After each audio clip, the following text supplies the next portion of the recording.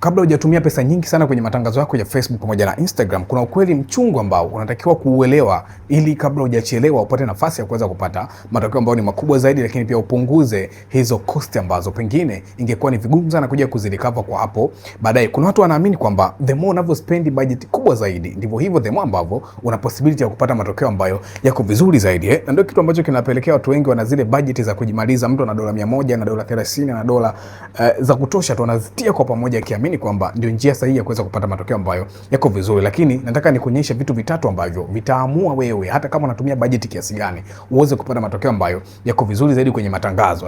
Cha kwanza ni ubora wa setups ambazo unazitumia kwenye matangazo yako, kuanzia namna unavyochagua audience ambao unawataka, namna ambavyo unatengeneza aina ya tangazo ambao unalitaka, na kila kitu ambacho kinatakiwa kufanyiwa setup kwenye tangazo itaamua kwa kiasi kikubwa sana upate matokeo mazuri ama upate matokeo ambayo yako vibaya. Doesn't matter kama unatumia budget kubwa ama unatumia budget ambayo iko chini. Lakini kuna issue ya targeting ama tunaweza tukasema selection ya audience ambao unaifikia. Hii nayo ina play part kubwa sana, kwa sababu kama bidhaa yako unayoiuza ni rahisi kuweza kuuzika mara nyingi zaidi, maana yake ni kwamba unaweza hata ukaendelea kufanya matangazo bila hata kuupdate audience wala nini. Lakini kama una ile bidhaa ambayo mtu akinunua atahitaji kukaa muda mrefu zaidi mpaka kuja kununua tena, maana yake ni kwamba automatically ukilani tangazo watu wakishanunua unatakiwa kuzima baadhi ya audience, ufikie audience mpya ili uendelee kutumia budget katika namna ambayo iko vizuri zaidi. Usije ukaendelea kufanya matangazo yanaenda kwa watu wale wale ambao wameshayaona matangazo yako. Itakuwa ni vigumu sana kuweza kuendelea kupata matokeo ambayo yako vizuri. Na mwisho hapa tuna ubora wa picha pamoja na video ambazo unazitumia. Ina